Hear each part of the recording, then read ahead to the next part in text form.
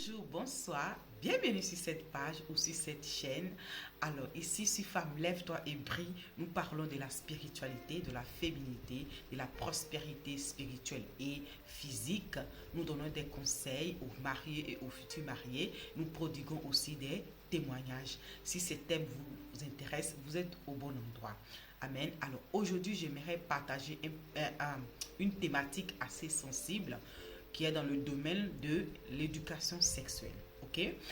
Cela est dû à une vidéo que j'avais partagée où je parlais d'une une femme qui s'est mariée vierge et qui s'y connaissait pas trop au lit. Donc son mari allait commettre de l'adultère, voilà, parce que sa femme n'était pas une bon couple au lit, donc il allait voir ailleurs.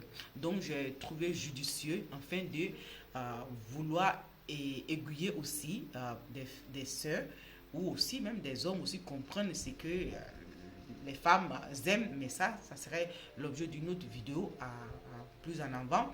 Donc ici, donner quelques conseils voilà, durant mes recherches et quelques voilà, conseils qui viendraient aussi de ma part. Voilà. Nous sommes d'accord que je ne suis pas un sexologue, je ne suis pas voilà, un docteur dans cette matière, mais comme toute chose, ça s'apprend. Aussi, faire l'amour au lit, le sexe, ça s'apprend. Donc, s'il y a des personnes, peut-être, qui ne s'y connaissent pas, parce que les chrétiens, ils aiment mettre tabou sur certaines choses au lieu de s'éduquer sexuellement, que moi, je trouve que c'est quelque chose de très important. Parce que si tu ne te connais pas, si tu ne te connais pas, tu risques d'être choqué ou bien tu risques aussi voilà, de ne pas être un bon couple au lit comme cette dame. Donc, j'ai trouvé judicieux, comme je l'ai dit, voilà, de prodiguer cela afin d'aiguiller certaines personnes parmi nous et certaines filles, parce que je vois qu'il y a beaucoup de jeunes filles aussi qui écoutent ces vidéos. Donc, j'aimerais que cela vienne pour vous exhorter, pour vous fortifier, afin de savoir prendre vos maris au lit et qu'il reste dans votre, qu'il reste que vous restez dans son esprit. Amen. Donc, voici le message. Je vais vous partager 4 clés, plus 5. Le cinquième, ça va te choquer. Allons, c'est parti. Viens ma sœur, viens écouter. Alors, qu'est-ce que les hommes aiment au lit? Ou qu'est-ce que les hommes préfèrent au lit afin d'être un bon coup au lit? Écoutez, première astuce. Alors, première astuce afin d'être inoubliable dans l'esprit de notre mari, c'est d'être curieuse de son corps, explorer son corps, examiner son corps. En examinant son corps, soyez attentif à ses ressentis. Soyez attentif à sa sensibilité sur ce qu'il aime, sur ce qu'il n'aime pas.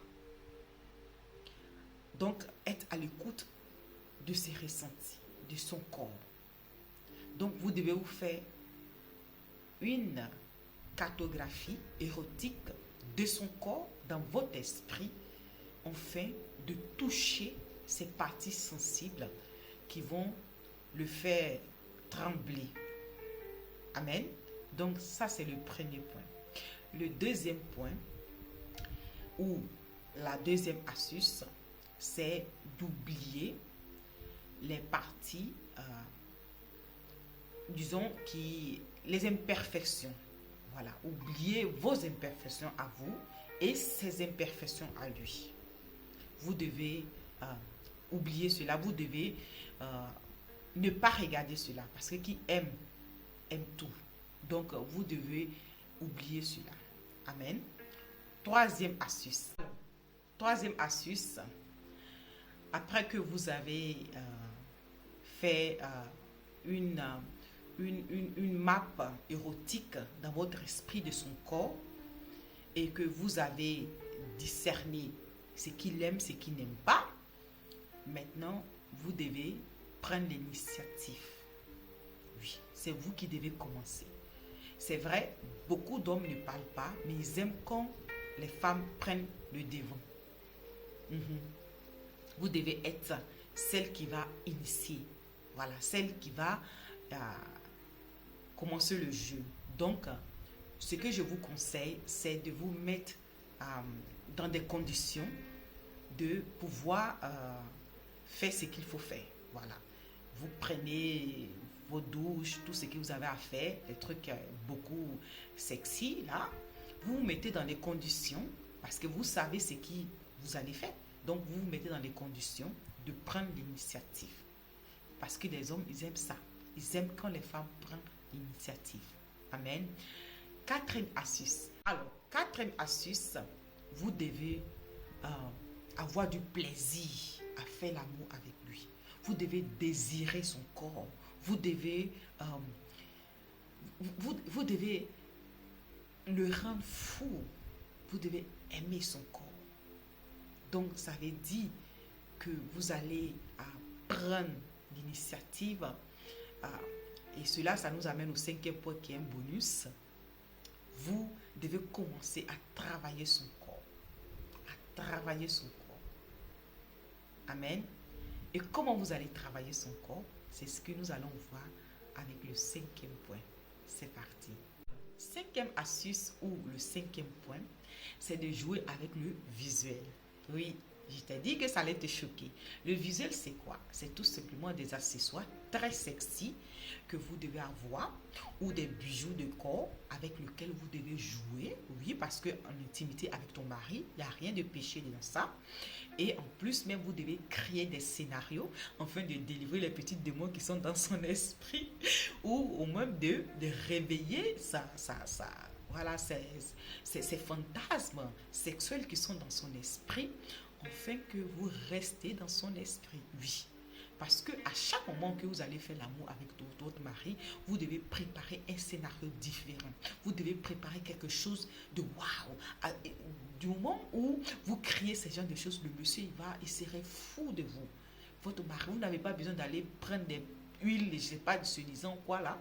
Vous pouvez prendre des huiles massageantes, hein, c'est qui est normal, vous pouvez les prendre. Oui, c'est pas interdit, mais c'est le scénario que vous allez mettre à chaque moment que vous avez un rapport intime avec votre mari, les accessoires que vous allez utiliser, les jeux, même s'il faut danser pour ton mari, tu le fais, même s'il faut faire des appellations, ça dépend, voilà, ça dépend de ce que vous aimez, parce que comme je l'avais énoncé dans les points passés, dans les points que j'avais énoncés au début, j'avais dit d'être curieux de son corps, de explorer son corps, afin de discerner ce qu'il aime, ce qu'il n'aime pas. Et donc, vous savez déjà ce qu'il aime, vous savez déjà ses points forts. Et donc, à chaque moment, vous devez lui présenter un dîner extraordinaire, quelque chose d'excellent, quelque chose qui va le rendre fou de vous, quelque chose qui sera que, oui, le monsieur, c'est-à-dire, il a envie de finir son travail afin de venir à la maison. Et si vous avez des enfants, même là, que les enfants aillent se coucher vite parce qu'il sait que vous allez lui préparer quelque chose de super. Ok? Donc, ce sont ces conseils que j'ai voulu donner à mes jeunes sœurs et aux futurs mariés et surtout aux mariés. Amen. Donc, mes sœurs, à partir d'aujourd'hui, vous avez compris, vous n'avez plus d'excuses à ne pas être un bon couronnier. Vous devez être cette femme inoubliable dans l'esprit de votre mari en appliquant ces conseils-là. Oui. Et comme je l'ai toujours dit dans mes vidéos, c'est Dieu qui a créé l'amour et le sexe. Donc, c'est quelque chose de merveilleux, c'est quelque chose d'artistique que Dieu a donné à l'homme après la vie. Donc, il n'y a pas de tabou dans le fait d'amour là. Quand vous êtes marié, mari et femme, là, voilà, il ne doit pas avoir de tabou dans ça. Vous devez vous enjailler, voilà. Vous devez aimer l'amour, vous devez faire du plaisir à votre corps. C'est ça, ok? Il est dit que dans Genèse, le roi de Guéra, en observant Isaac et Rebecca, il dit, les deux là, je ne suis pas sûr que ce sont des frères et sœurs. Selon moi, ils sont mari et femme. Pourquoi? Parce que les deux s'aimaient. Pourquoi? Parce que les deux se chérissaient. Pourquoi? Parce que les deux étaient érotiques. Ça se voyait qu'à l'œil nu qu'ils s'aimaient. Ok? Et si, pour ceux qui sont même curieux aussi, vous pouvez aller lire Cantique des Cantiques. Oui, il y a des livres sur l'amour que peut-être plus en avoir, je vais partager ce livre-là, comme ça vous allez vous éduquer sexuellement et parce qu'il est important de s'éduquer, afin d'éviter que vos maris vont voir ailleurs, ils aillent voir ailleurs, ou des femmes vont voir aussi d'autres personnes, et puis vous êtes chrétien, mais chacun va voir ailleurs, c'est pas bien, comme la jeune dame, ok? Donc, sur ce, on va se laisser. Dites-moi, qu'est-ce que vous en pensez? Est-ce que l'amour pour vous, c'est un tabou? Est-ce que vous pouvez faire ce genre de choses? Est-ce que sur tous les points que j'ai énoncés, si Dieu nous fait grâce, nous allons dire qu'est-ce que les femmes préfèrent au lit?